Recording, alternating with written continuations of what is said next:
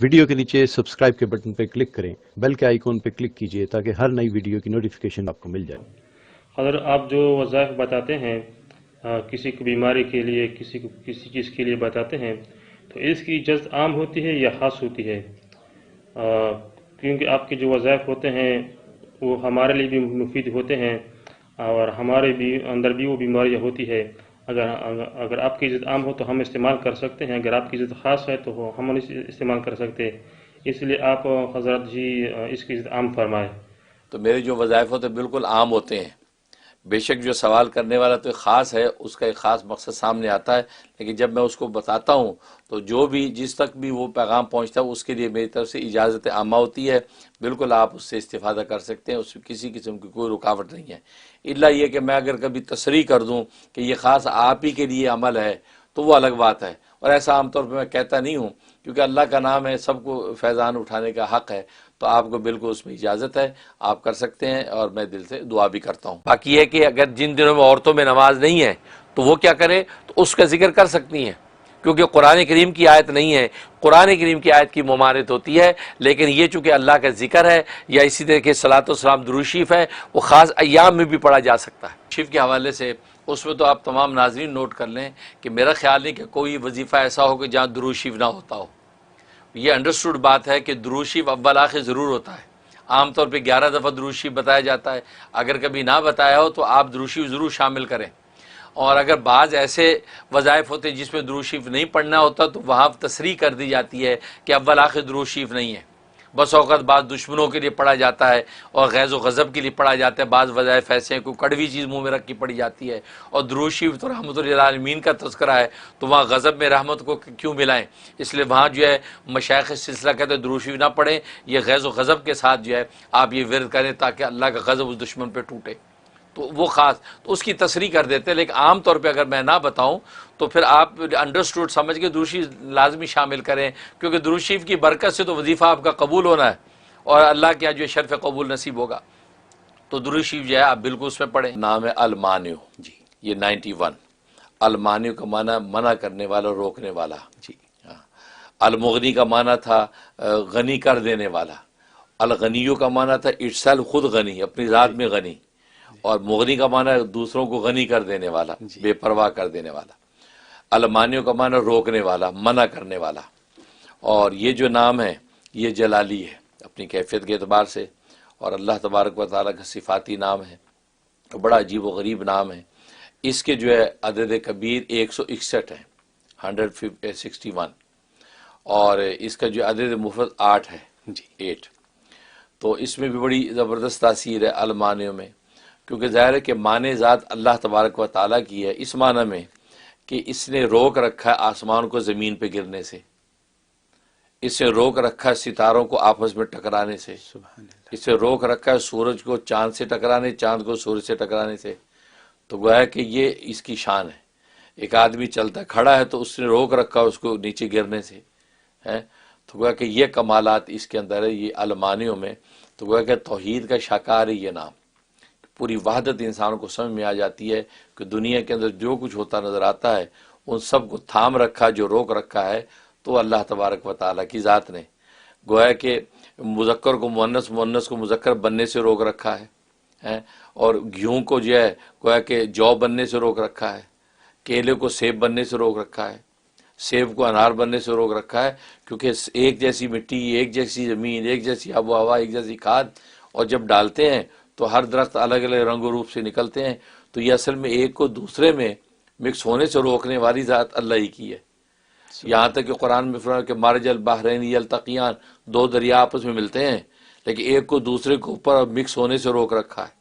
ایسی باریک بیچ میں ایک ایسی دیوار حائل قائم کر رکھی ہے، وہ پانی آپس میں ایک دوسرے سے مکس نہیں ہوتے،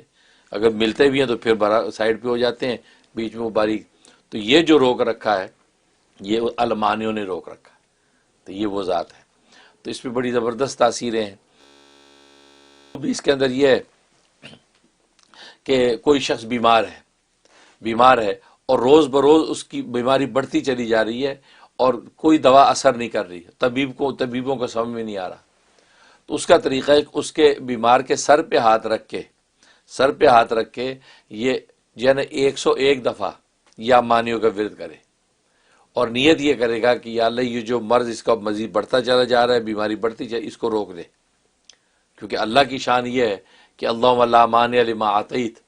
کہ کوئی منع نہیں کرنے والا جب اللہ جس کو دینا چاہے، ولا موتی لما منعتا، اور کوئی دینے والا نہیں ہے جس سے اللہ روک دے، ولا ينفذ الجد منک الجد، اور کسی دولت مندی کی دولت جو ہے وہ اس کے اللہ کے مقابلے میں کام نہیں آتی۔ تو گویا کہ اللہ کی شان یہ ہے۔ تو یہ ہاتھ رکھ کے وہ 101 دفعہ پڑھے اور پڑھ کے اس پہ دم کر دے، تو مرض مزید بڑھنے سے رک جائے گا، بلکہ وہ اللہ تبارک و تعالیٰ اس کو صحت کی طرف لے آئے گا۔ سبحان اللہ۔ یہ اس کے اندر زبردست تاثیر ہے۔ مریض خود بھی کر سکتا، اپنے سر پہ ہاتھ رکھ کے وہ 101 دفعہ پڑھ لے، پڑھ کے اپنے اوپر دم کر لے اور نیت یہ کرے کہ یا اللہ یہ جو بیماری ہے یہ اس کو آپ روک لیجئے، تو اللہ اس کی بیماری سلب کر کے اس کو صحت اور شفا دے دیتے ہیں۔ یہ اس میں خوبی ہے۔ ایک جو آپ نے بات فرمائی اس کی میں کلیریفیکیشن چاہوں گا۔ بیماری کے لیے آپ نے کہا کہ سر پر ہاتھ رکھ کے کریں۔ اب جیسے یہاں لوگ رہتے ہیں، ان کے والدین پاکستان میں ہیں، جن کے لیے وہ اگر یہ پڑھنا چاہیں تو وہ تو سر پہ ہاتھ نہیں رکھ سکتے، تو کیسے پڑھیں؟ یا تو وہ مریض خود پڑھے، اگر وہ بھی نہیں پڑھ سکتا تو پھر ان کی اگر کوئی چیز آپ کے پاس ہے، مثلا یہ کوئی کپڑا ہے، کوئی تصویر ہے، ہاں تصویر ہاں تصویر پہ بھی ہو سکتا ہے، اچھا، تو تصور میں یا تصویر پر کیا جا سکتا ہے۔ اچھا، تو لیکن خونی رشتہ ہو تو ٹھیک ہے، تصور تصویر پہ کر سکتا ہے۔ بہت خوب، بہت خوب۔ آپ نے جو نقطہ اٹھایا کہ بہت سے لوگ عمل کرتے ہیں، دعا مانگتے ہیں قبول نہیں ہوتی، شکوہ بھی کرتے ہیں کہ جی ہم نے مانگا لیکن قبول نہیں ہوا، تو آخر اس کی وجہ کیا ہے؟ پہلی وجہ تو یہ ہے کہ حدیث میں آتا ہے کہ نبی کریم صلی اللہ علیہ وسلم نے فرمایا کہ دعا اللہ تبارک و تعالیٰ جو ہے اس وقت تک قبول کرتے ہیں جب تک دعا کرنے والا جلد بازی نہ کرے، مطلب دعا میں جلد بازی نہ کرے،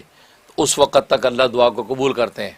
تو صحابہ کرام رضوان اللہ علیہم اجمعین نے پوچھا کہ جلد بازی کرنے کا مطلب کیا ہے؟ فرمایا کہ مطلب یہ ہے کہ جب وہ مانگ رہا ہے عمل کر رہا ہے، تو جب ایک حد کے بعد کہنے لگ گیا جی میں تو اللہ سے مانگ رہا تھا قبول ہی نہیں ہوئی، میں نے اللہ سے دعا کی قبول ہی نہیں ہوئی، میں تو یہ عمل کیا اس کا قبول ہی نہیں ہوا، تو یہ کہنا شروع کر دی، اس کا مطلب یہ جلد بازی کر رہا ہے، کیونکہ اس کو یہ کہنے کا حق نہیں، اس کا کام بس مانگنا ہے، اب مانگتا رہے۔ اب یہ تو اس کا منشا ہے کہ اس نے دینا کب ہے،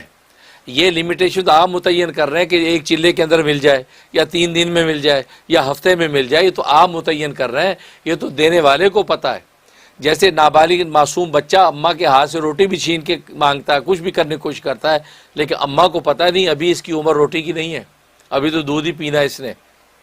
اس لیے فرمایا کہ جلد بازی نہ کرے، مطلب یہ شکوہ نہ کرنے لگ جائے کہ یار میں نے دعا مانگی اور قبول نہیں ہوئی،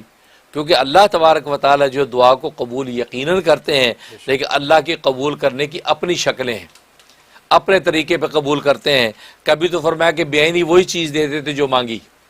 کبھی اللہ تبارک و تعالیٰ اس سے بہتر چیز عطا فرما دیتے ہیں، کبھی فرمایا کہ اس مانگنے کی وجہ سے کسی بلا کو اللہ دور کر دیتے ہیں، کبھی اللہ تبارک و تعالیٰ اس کو ذخیرہ رکھ لیتے ہیں، آخرت کے اندر ان قبول نہ ہونے والی دعاؤں کا ثمرہ عطا فرماتے ہیں۔ اور دوسری حدیث میں فرمایا کہ ان قبول نہ ہونے والی دعاؤں کا اتنا بڑا انعام اور بدلہ آخرت میں دیا جاتا ہے کہ وہ جو آدمی اس بدلے کو جب دیکھے گا تو تمنا کرے گا کہ کاش دنیا میں میری ایک بھی دعا قبول نہ ہوئی ہوتی، سب کا بدلہ مجھے یہاں ملتا۔ تو یہ، اور ایک حدیث میں فرمایا کہ بس اوقات بندہ جو ہے لمبا سفر کر کے پراگندہ حال جو اللہ کے گھر پہنچتا ہے اور یا رب کہہ کے پکارتا ہے، یا اللہ مجھے یہ دے دے، یا اللہ مجھے یہ دے دے، یہ دے دے، لیکن فرمایا اس کا کھانا حرام کا، اس کا پینا حرام کا، اس کا پہننا حرام کا، اس کی نشو و نما حرام کی ہوئی، تو فرمایا کہ اللہ اس کی دعا قبول کیسے کرے گا؟ تو وہی بات جو آپ نے ذکر کی کہ ہو سکتا ہے کہ آپ کے معاملات میں کوئی ایسی گڑبڑ ہے کہ جس کی وجہ سے اللہ کے یہاں شرف قبول نہیں ہو رہا۔ اس لیے علماء جو ایک بنیادی بات کہتے ہیں کہ رزق حلال اور صدق مقال، یہ 2 اصول ہے دعا کے، رزق حلال اور صدق مقال۔ ایک تو رزق جو آپ کھا رہے وہ حلال ہونا چاہیے، دوسرے کہ صدق مقال جو بات کرے سچ ہو، جھوٹے نہ ہو۔ جگہ جگہ جھوٹ مارتے پھرتے ہیں اور وہ اللہ سے دعائیں کر رہے ہیں، تو اللہ میں کہتے ہیں ویسے جھوٹا آدمی ہے، ساری دنیا کو جھوٹ بولتا ہے اور مجھ سے آ کے سچی دعا کر کے اسے لینا چاہتا ہے۔ اس لیے یہ 2 بنیادیں ہیں، تو رزق حلال صدق مقال، اس کی پابندی کر کے جب اللہ سے مانگتا ہے تو اللہ تبارک و تعالی یقین عطا فرماتے ہیں، کیونکہ قرآن میں اللہ نے اعلان کیا ہے وقال ربکم ادعونی استجب لکم، کہ جو اللہ تبارک و تعالی تمہارا رب کہتا ہے کہ مجھ سے دعا مانگو میں اس کو قبول کروں گا، تو کمی ہماری طرف سے ہوتی ہے، اللہ کی طرف سے نہیں ہوتی۔ اپنی کمی ہم پوری کر لیں، انشاءاللہ شرف قبول مل جائے گا۔ دنیا کے مسائل ہیں، ہم صحیح لوگوں بات کے ہے، مسائل ہیں یہ، حقیقت اور لوگوں کو گھر بیٹھے اپنے لیونگ روم میں، اپنے بیڈ روم میں، ٹی وی کے اوپر، فون کے اوپر یہ مسائل کا حل یوں مل جاتا ہے. ماشاء اور اور اللہ، اور الحمد اور للہ. ماشاءاللہ اللہ آپ کو آمین کیا کہہ سکتا ہوں، زندگی دے اور صحت دے اور آمین تندرستی اللہ. دے اور ایسے ہی رکھے جزاک ہمیشہ. اللہ. آمین.